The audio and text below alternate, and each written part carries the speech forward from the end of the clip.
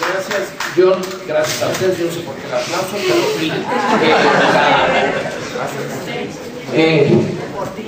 Nos lo comemos la temática de esta reunión, a mi juicio, tiene una raíz histórica enorme. Las primeras elecciones que hubo en México fueron al principio del siglo XIX y fueron hechas todavía cuando México era parte del Imperio Español. No es fácil creerlo, pero fue a raíz de la Constitución de Cádiz, y resulta que fueron unas elecciones más o menos libres. Fueron tan libres que ganó lo que entonces podía ser la oposición, y que el virrey decidió que mejor ya no iba a hacer más elecciones. Estaba México en una coyuntura muy difícil, que era la coyuntura de la guerra de independencia, y que ya con eso tenía suficiente para que no le metieran más ruido. Pero eso es importante. Las primeras elecciones modernas fueron más o menos libres. No había padrón, desde luego. No se sabía quiénes podían votar. En algunos círculos se dijo, bueno, los indios no, pues fueron los que más votaron, y sacaron a los candidatos que el virrey no deseaba. Bueno, de entonces en adelante las cosas se desvirtúan. Como la elección no fue lo que la autoridad quería, a lo largo del siglo XIX se hicieron elecciones, pero no tuvieron mayor sentido. La política se dirimía en la violencia, en el choque directo, liberales, conservadores, centralistas, federalistas, etc. Cuando empieza a haber elecciones que podemos considerar como adecuadas al mundo moderno, es en el Porfiriato. Ahí sí ya hay se observa el calendario, pero son elecciones absolutamente sin contenido. Nadie las cree, no tienen más que es una mera formalidad. Viene la revolución, que se produce a raíz de un resultado no aceptado de elección, que eso es importante. Por eso tenemos la necesidad de la credibilidad, para que no nos vaya a salir lo que nos salió en esa ocasión. Sin credibilidad no hay legitimidad para el gobierno que se instale a partir de esa elección. Ese es el cimiento fundamental. Si está movido, pues ya se quedó mucho el edificio, como está pasando en este momento. Entonces, las elecciones que vienen en el siglo XX, quizá la única realmente creíble es la que se hace cuando ya Madero derrocó a don Porfirio. Se hace en un medio violento, pero es una elección interesante. No ganaron los maderistas todo lo que... claro, Madero era el único candidato, así que como buena elección, la cosa no está bien. Pero el Congreso es muy plural. Ahí hay antimaderistas. Salió una pluralidad política muy interesante, pero ya era demasiado tarde. Ya no iba por ahí la política. Ya estaban armadas y armados los grupos, y todo se decidió finalmente con las armas.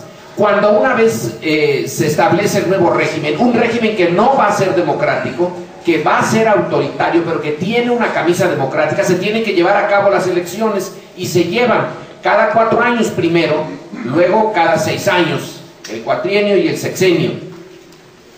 Pero no hay credibilidad. Eso es lo que nos tiene aquí, que las elecciones en donde se presenta Vasconcelos como opositor, bueno, pues sale, probablemente las hubiera perdido de todas maneras, no tenía la maquinaria necesaria, pero no son creíbles.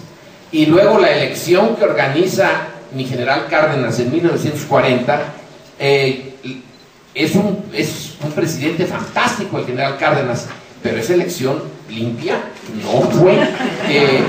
Y ahí se derrota a Almazán.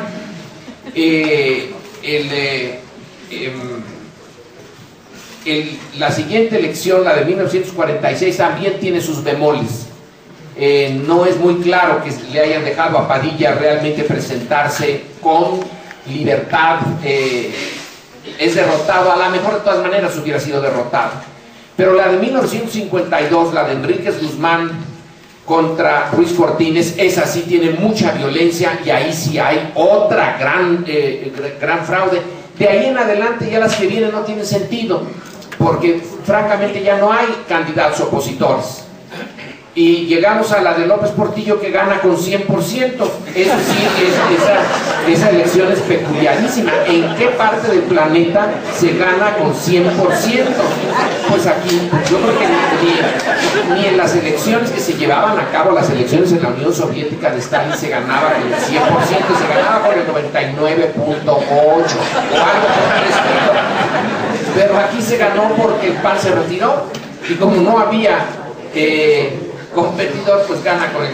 A partir de ese momento las elecciones empiezan a ser interesantes. El 88 hay un fraude, ahí sí no hay ni vuelta de hoja. El 88 es un fraude. Luego el 94 es una elección quizá no tan fraudulenta, pero el propio Zedillo acepta que el terreno no estaba plano, ¿no? Sino que él estaba arribita y la bola se iba hacia abajo solita. Entonces esa elección del 94 no produce realmente legitimidad. En la del 2000 sí.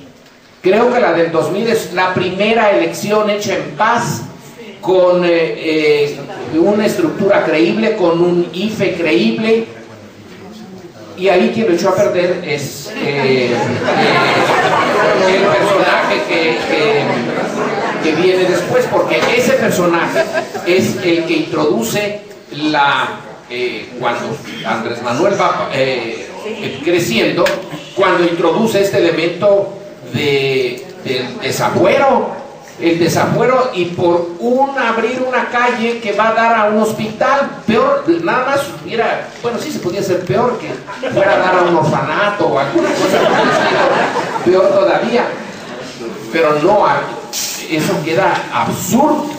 Entre las historias de lo absurdo político, esa es una de las que más importancia tienen.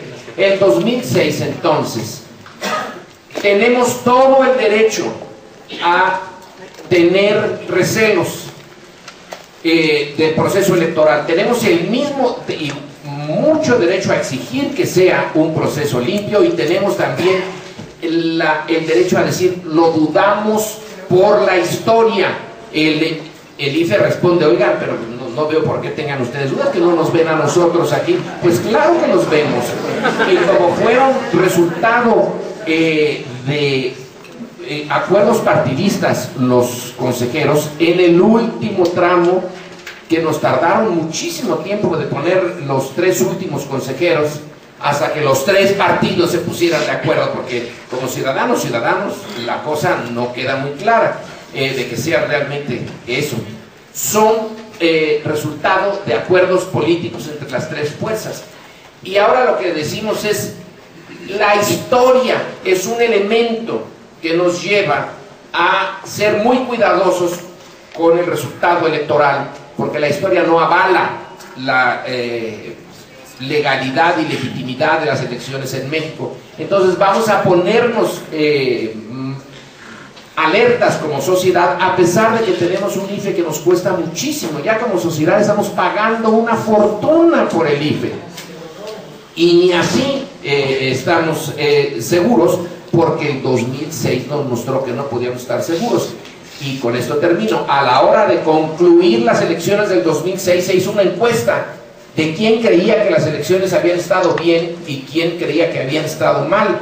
Y más de un tercio, alrededor de un tercio de los encuestados no creyeron en el resultado. Bueno, entonces, ¿cómo se va a formar un gobierno legítimo si un tercio de los ciudadanos dicen, ese no me representa ni lo reconozco como legítimo? Luego venía el grupo que decía, pues yo no sé si fueron o no fueron, y luego finalmente una mayoría absoluta, pero muy pequeña, que sí aceptó como legítimas las elecciones del 2006. Muy bien, en ese 3 sectores es lo que no podemos aceptar esta vez. No debe de haber sectores que duden, porque las cosas en esta ocasión van a salir bien, pero como tenemos una historia donde han salido sistemáticamente mal, entonces hay que introducir el elemento ciudadano para, bueno, tratar por lo menos que no se diga que no se intentó hacer en el 2012 una elección digna de ser creída.